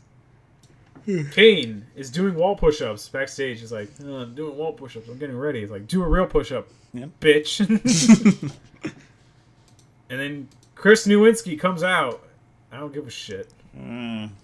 I could not give a shit. The crowd could give a shit. Then I fast forward a little bit, and then V1 Matt Hardy comes out to jaw jack, and I realize, I know what's going. Oh, yes, Big Papa. Hard. Yeah. You hear me? Woo! Cesaro comes out. Oh wait, it's Scott fucking Steiner. Ground goes nuts. It's just, I think he was like the second, I guess actually third to last big WCW guy to finally make the jump to WWE.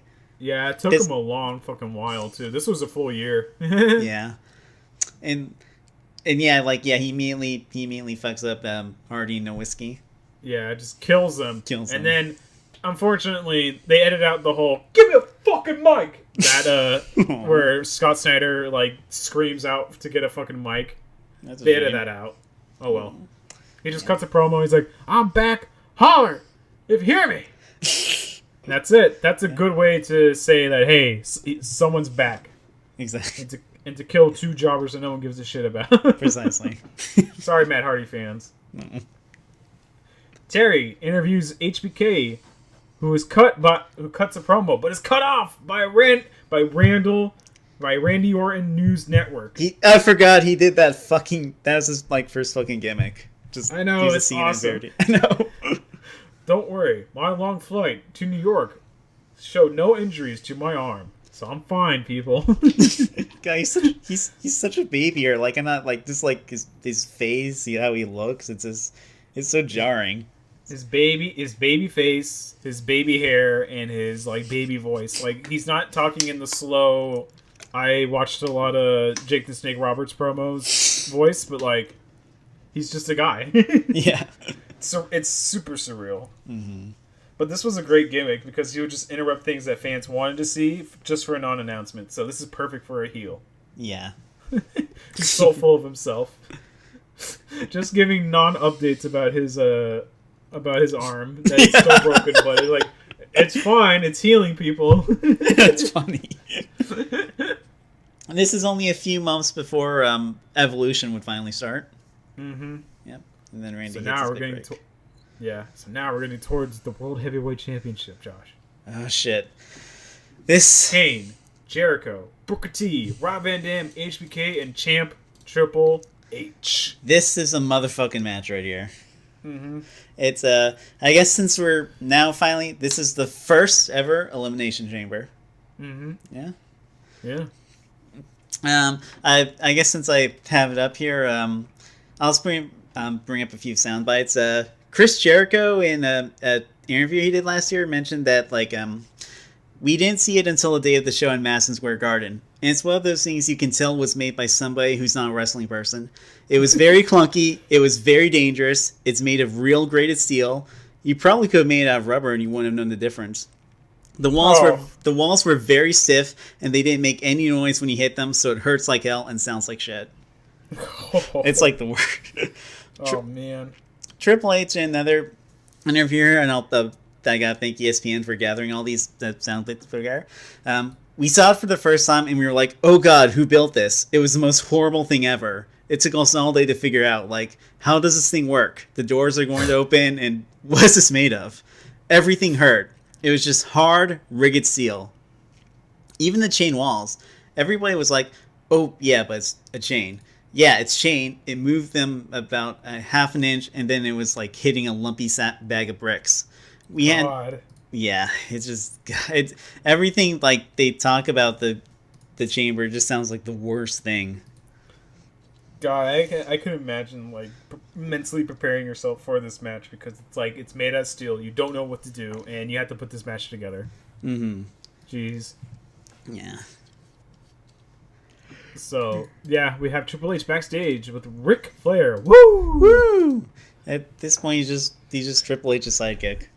Mm-hmm. Shame. This is 16-time World Heavyweight Champion, one of the the biggest draws in wrestling history, and he's just your lackey. What a cunt. I know.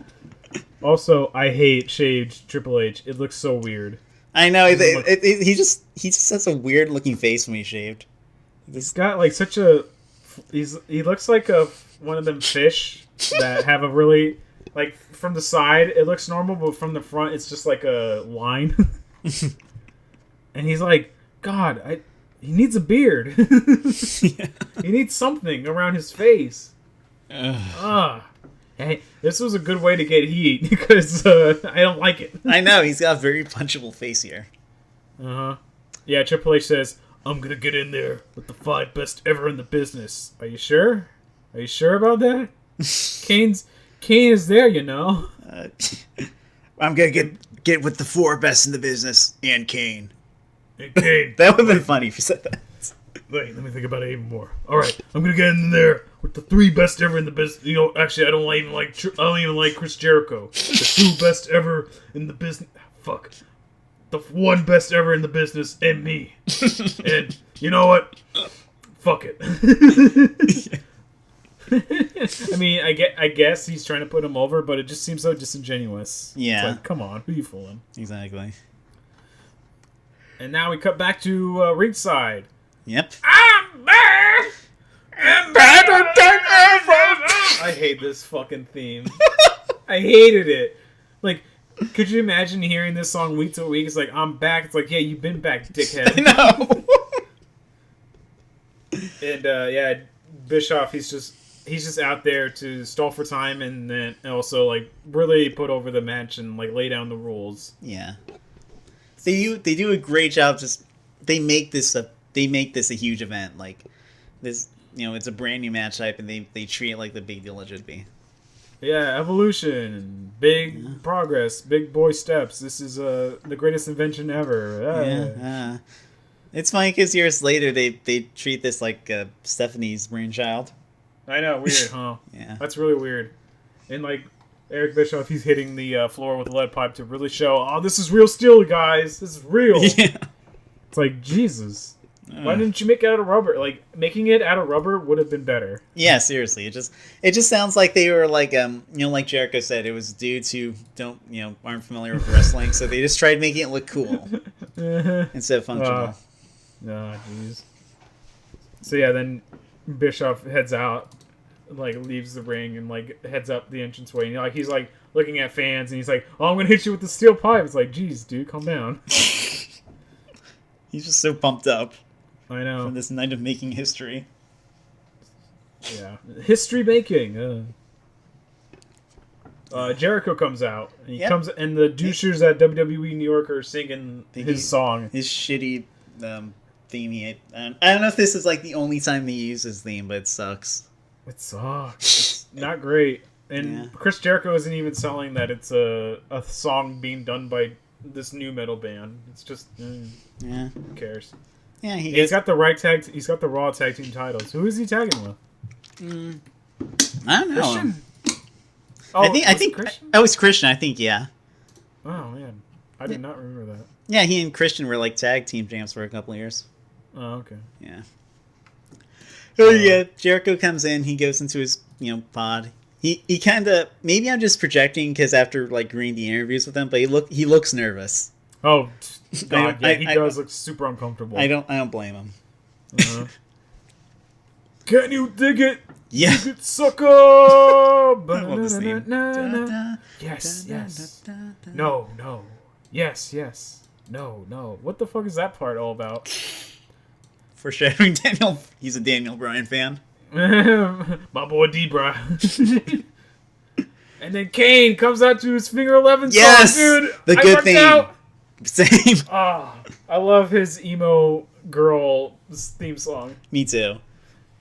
A lot of goths at this time period. I think this is the last year he has a mask. Oh, no, 2003 is when he lost it. Yeah. To Triple H. Well, that's what I meant. This is the last year he has a match full time. Mm-hmm. Mask. Sorry. Yeah.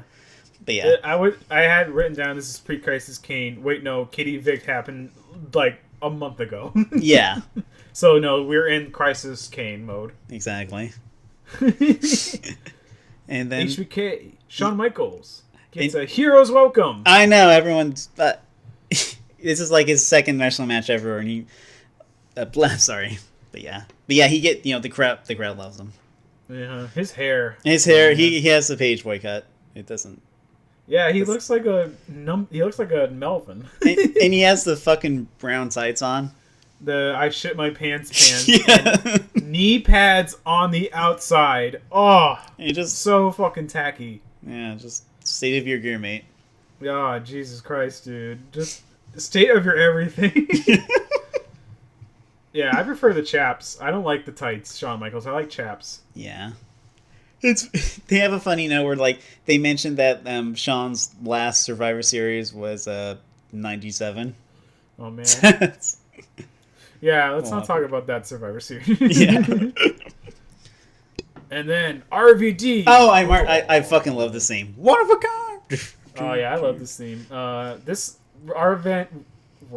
Bob VD's got to be like the most mannish boy ever because he never got the world championship in ECW and he never had a proper title run in WWE. But he was someone that they believed in for the mid card, but like main event and stuff, it's just they got cold feet.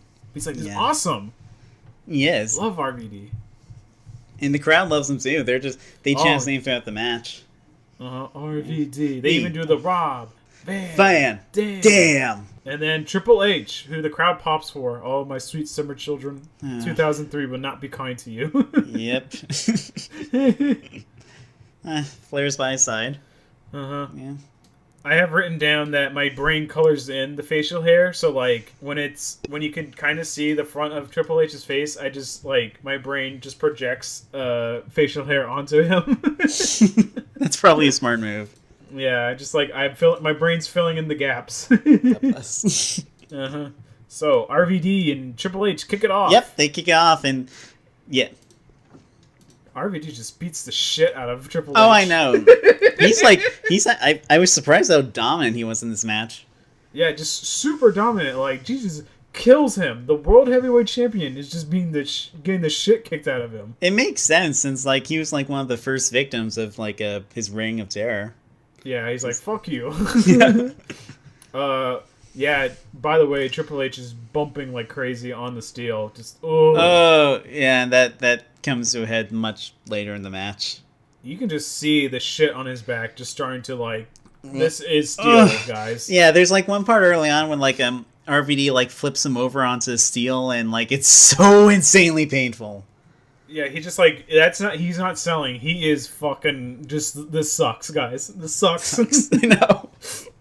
Yeah, and oh man, just Trips is already bleeding because he's also being thrown into the fence. And then Rolling Thunder over the top rope onto Triple H. RVD gets applauded for that, but Triple H just imagine that.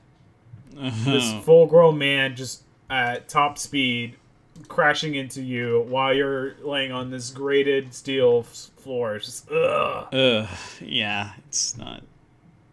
As much as of a cunt Triple H was, he was still bumping like a boss. He was still willing to take some nasty looking bumps. Mm-hmm.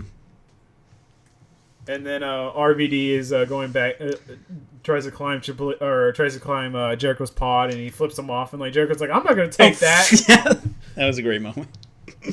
But still, RVD he's such an ass kicker that he fends off both Triple H and Y2J like they're nothing. What did RVD do? Did RVD, like, before the match started, like, you know how in fighting games you can, like, put on a handicap? Did he, like, set his health bar to, like, 200? Oh, man. Yeah. Senton. Youch. Lands ugly. Mm-hmm. Let's see. Oh, Josh, the dinging when they're gonna release a new participant into the match, just the ding ding ding ding ding ding ding. Yes. Yeah, that makes the match seem. Yeah, that makes the match seem like a hellacious match when you have lighthearted dingings. I know. It's like they're playing Double Dare here. I know, it's like a game show. Like who's coming out? So who comes out? It's Y2J. Yep. Y2J. Yeah, Y2J's third. Nice. Yep. So Y2J comes out, but is met immediately with the heel kick from RVD. Just you get no chance. RVD is just an ass kicker. He's on fire. He's on fire. Like, he is beyond on fire. He's like Super Saiyan right now. Mm-hmm. RVD catches himself on the fence and then does a crossbody. Mwah. Mwah. Gets another applause. Yeah. Oh man, Triple H is either fucked, like his back is fucked, or he's selling excellently. Probably a little bit of column A, a little bit of column B. Yeah. Yeah. At this point, like, dude's just Trips is just bleeding like crazy. He always got that crimson mask. He's gushing. He loves crimson masking. That guy. just taking tons of blood thinners backstage, and then like goes out and just gushes blood like no tomorrow. Nice. Yeah. For a while, Jericho and Trips started to team up on RVD just because he's so OP at this point. Yeah, he's like, I know we feuded, but this guy, he's just unstoppable. We need to snuff his flame. Right. It's fun. Pretty much every single dude in this match has a legitimate reason to hate Triple H. Oh, definitely. Booker T will get a reason though later. Yeah, that was a few months later. But still, he's the champion. Yeah. Nasty 2-man whips into steel fence. Oh yeah. Y2J, he's got some loud hard chops to RVD. Just whack. Whack. Yeah. Just hear him. Yeah. Also, I gotta mention, a lot of the complaints about seeing the Chamber match live is that you can't see shit. Yeah, and I can totally imagine that, because it's like it's fine on TV and stuff because you got the cameras, but like I'm sure, like, especially if you have like a shitty sheet in like the arena, it's probably hard to see anything. Yeah, they when they remade the Chamber, they made a much more thinner looking chains so that you can actually see. Yeah. Which, finally, that took you long enough. Yep. Oh, on that note, Booker T comes out. Oh, yeah. And he's immediately kicking ass and taking names. He's just like hopping all over the place, kicking dudes. He looks at his hand, and his hand is so powerful that he does a spin-a-rooney. Yes. Crap pops. I know. RVD and Booker T stare down. I know in IRL they're good friends because RVD mentioned in 2005 that he hated missing Booker T's wedding. Yeah, the faces exchange blows and moves. Yep. HHH breaks it up. Scissor kick to Triple H. Mm-hmm. Who?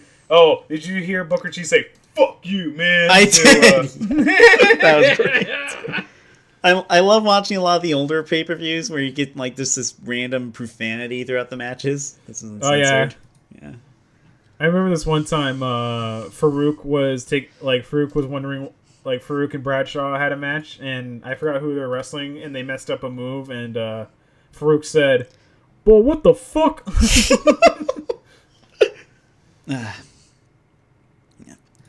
Let's see. It's RVD tries to get the pin on Booker, but Booker kicks out. Uh-huh. Yeah.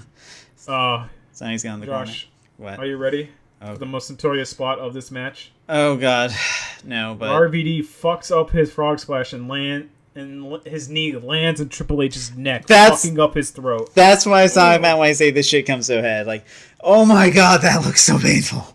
And I can't fucking imagine because that's just. Oh, Christ, Jesus, man, this costed him his push too. Like they were going to do stuff with RVD, but since he fucked up that move, that costed him everything. Poor guy. Yeah, I know. I have to give Triple H credit here because like he doesn't leave. He stays for the rest of the match and still wrestles. He stays. Holy shit! I know. Booker T hits a missile drop kick and then eliminates RVD just like that. Yep. Just you're out of the match. Yeah. Bye, bitch. Probably to get chewed out. Oh God, yeah. Probably was not fun backstage. Crowd is pissed. RVD does not do well in Elimination Chamber matches, I gotta say. Yeah. He's too mid-card for them. And T looks to cover Triple H, but H gets the foot on the ropes. What the fuck is this? Why is there rope breaks in a no DQ Ultra Mega Hell match? What the fuck? I guess you could say maybe they're just so used to doing that they act. I don't know. It's weird. Then again, I always thought like rope breaks. It's like, well, a ref can't count a pin if they're in the ropes, but still, it makes no sense. Yeah. Whatever. Jericho does a pretty cool looking flip as he and Booker T fight while Triple H just tries to not die. Yeah. That poor dude's clutching his throat. Yeah, Jesus. Lion Salt lands on feet, but is met with an Alabama slam. Hardcore Holly must be pissed. Yep. Booker tries to pin Jericho, but Jericho pins out. And it's time for our next dude. Kane, bitch. Yeah. The big red libertarian starts cleaning house and wailing on Booker T and Y2J. Jericho lands on steel, and then his lawn dart into the chains. Jesus. And then Kane throws Jericho into the plexiglass, and it's just kills him. Yes, I can't. Oh my God. This match is so fucking hard to watch, man. What the fuck is this? This plexiglass, this supposed bulletproof glass just is breakable if you just throw a man into it? What the hell? I know. It's just everything about just how they constructed this is awful. Yeah, Y2J just starts blading, and then low blows Booker T, and Booker T gets eliminated. Yeah. And then while Kane focuses on Triple H, Y2J eliminates Booker T. So Booker T, he's out. Yep. He did not blade. He did not take any bumps that were as bad as what Triple H, Jericho, RVD, or anyone else in this match. He was just He was just, and then he's out. I know. Let's see. Lucky man. Whatever. Yeah. Y2J tries to climb away, but is stopped. Like you could just see him like trying to escape Kane, and just grabs him like a horror movie. Yes. Killer. I actually do. As much as we clown on Kane, I do like him in this match just because he only comes off as a monster. Yeah, he was still able to move and all that, so he really did the whole like he was like the Jason Voorhees of wrestling, where he would like kind of wrestle like Jason. That's exactly what he was. Yeah. Yeah. It worked well. It's a nice contrast to like the more fast athletic styles everyone else has. Mm-hmm. Yeah. Whereas now it's like Kane, just get out of the ring. Go away. You're 50. You're 50. You're libertarian. You're fat. Get out. Ouch. Yeah. HH is standing. Fuck. How is he even standing? What the hell? I know, how's he even alive? Dude just got like heroic willpower here. Yeah. As much as I hated Triple H in this time period, just wow, you are still wrestling. You are still doing things with your throat and your back and everything that's just been fucked up. Yeah. If I recall correctly, like, Jericho, like, mentioned that he actually straight up was, like, asking Trips, like, hey, do you want to get out of here? And Triple H was just like, no! Gotta continue. He's like, there's something very important about this match. And, like, storytelling? No. The sure spectacle? No. Heat! So he's like, his heat vampirism is keeping him alive. That's his healing factor. Yeah. Oh, on that note, we finally got HBK finally comes out. Yay! Yeah, he gets stopped by a clothesline, but HBK hits a forearm. Yeah. He doesn't do a kip up though. Mm-hmm. Kane holds up Y2J, then just puts him down. Like he grabs him and he's like, "Yeah, I got you." And puts him down. Yeah. I felt bad. I thought, oh god, I hope Jericho doesn't take another bad bump. He's had enough. Mm-hmm. So chokeslam to Triple H, which jeez. Mm-hmm. Chokeslam to Jericho. Taker taunt. Kane sets up the tombstone, but HBK I think gets out. Yeah. And then tries to do it, and then hits a sweet chin music. But Jason sits, or not Jason, but he does a Jason sit up. So like the woof, I'm up. Yeah. But then he eats a pedigree, then the lion salt, and then Kane's out by Y2J. Nice. So Jericho stole a pin, just like the government steals your money from taxes. Taxation is theft.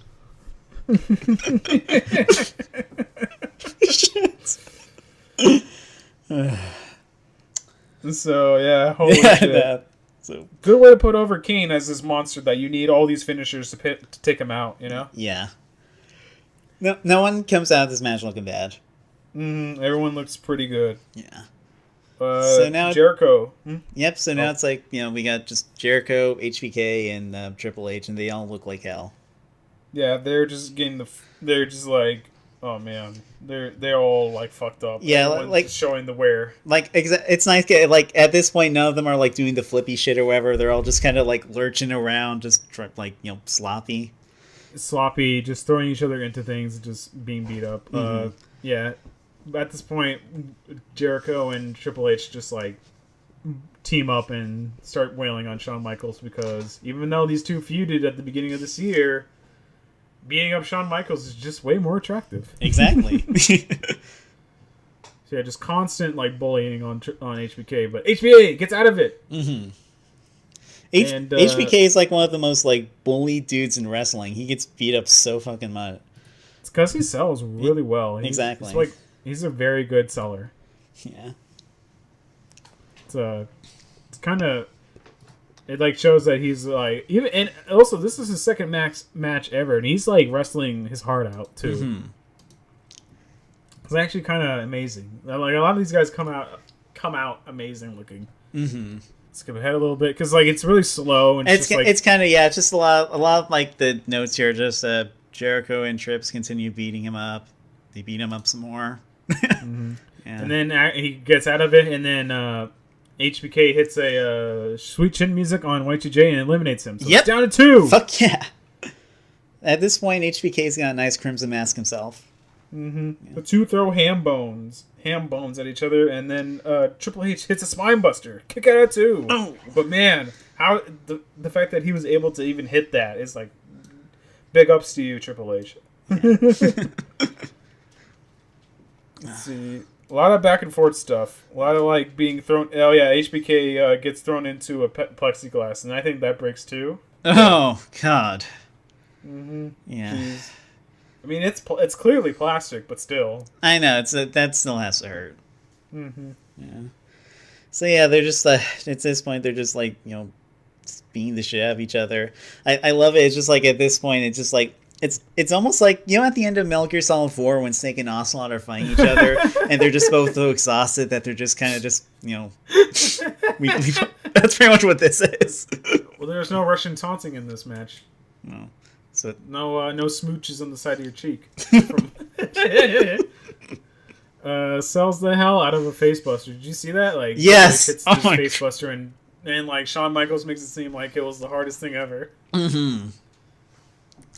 Oh man, there's a moment where they're on the outside, then HBK clothesline in Triple H, who lands on his head. Fuck. Oh my god. Like right on top of his head. Like, Jesus Christ, that probably made his throat worse than it already was. Yeah, like, I feel so bad for him in this match. Mm-hmm. HBK gets on top, lands an elbow. It's like, come on. He's already dead. Man, HBK just looks dead for like near the end of this match. Like, he just like... Just fighting, just keeps fighting. Mm-hmm. HBK teases a pin, but wants a sweet chin music. He wants to kill Triple H for what he did at SummerSlam. Oh, I know, I love it. They really just like... They just had a great blood feud here. Mm-hmm. Tunes up the band, but is met with a pedigree, and the crowd just like goes, no! And then HBK kicks up, and the crowd goes mental. Mm-hmm. Both men up on their feet. Back body drop to Triple H, and a sweet chin music. And 1, 2, 3. Shawn Michaels wins. Yeah! Yes! And he celebrates, and like, even though he's like has a stupid looking hair and stupid looking tights, it does not take anything away from this. Yeah, the hero wins. Exactly. Saves the day. He beats the evil Triple H for now. Mm-hmm. Yeah, brutal, carnal. Mm-hmm. Just this was just tough to watch. Tough to watch, but this was a hell of a debut. Yeah, this showed that there is something way more dangerous than the Hell in a Cell match, and it's the Elimination Chamber match. This whole thing is just wow, holy shit! I do not envy anyone in this match. I feel bad for the people who were in this match, and the guys who took the hard bumps are just they don't deserve enough credit, you know? Yeah, seriously. This is why like it's like, yeah, wrestling is fake, but the pain is very, very real.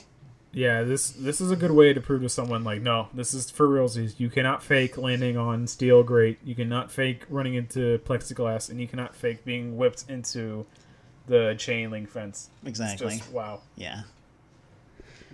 Oh man. But that's like I said, really tough to watch, but really good match. All 6 dudes just wrestled their ass off, and you know, it's a great main event. It's a perfect way to cap off the show. Yeah. And this was pretty much Shawn Michaels' homecoming. Yeah, just Shawn Michaels, who a lot of people believed that this was going to be like just a year and then he's done, but no, Shawn Michaels then went on to have like one of the best runs ever, it was multi-year, but it was like a good long, he's done, he's over. Yeah, exactly. He's I know everyone wants him back to like wrestle AJ or Kenny Omega or whatever, but no, no, he needs to stay retired. He had the perfect ending. Yeah, and perfect ending. Not a lot of wrestlers get to have that. Yeah, definitely. This was really good. This is a great show. Yep. Fast-paced matches, high work rate. Everyone gave a shit. The crowd gave a shit. Commentary was excellent. Mm-hmm. You know, a lot of people like to think that everything after 2001 was just god awful, but this was very decent. Yeah, like exactly. This was just a great, like, well-rounded show. There was not a bad match in it. All of them were good on the watch. Mm-hmm. This was amazing. Yeah, it just makes me it's fun, just like since the last few pay-per-views we've done have all been like recent, so it's just nice going way back and just comparing how different everything is. Yeah, just how different yet similar, because you know, we still have Brock Lesnar on top. Yeah. We still have Kane in main events. We still we still have Jerry Lawler in commentary. Yes. We still have Michael Cole. We still have Michael Cole. It's just evolving into the ultimate bootlicker. Yes. But overall, this is great. Yep. Go watch 2002 Survivor Series, everyone. Yep. It's a great show. Highly recommended. Yes. Just highly recommended. If you want a fast, high work rate show, this is look no further than here. Mm-hmm. And so on that note, yep, we're gonna cap it off. And we will see you next week when we do Elimination Chamber 2018. Yep. Yeah. For the first historical, history-making seven-man Elimination Chamber. Yep. They're just gonna have a 3 guys start instead of 2. Yeah. Whoa. We're also still making history. We got the very first women's Elimination Chamber. History making. We will never stop making history. Like, history will just continue to be... What, you know, when Stephanie McMahon, when she touched the earth, women grew out of the soil. And she harvested the women and said, "You are going to wrestle and make history." Thank you. And thank you, with Steph. tears coming down their eyes, they were like, "We're going to make history." So on that note, I've been Megos. I'm Josh. And thank you for listening. Thank you for listening. Goodbye, everyone. Bye.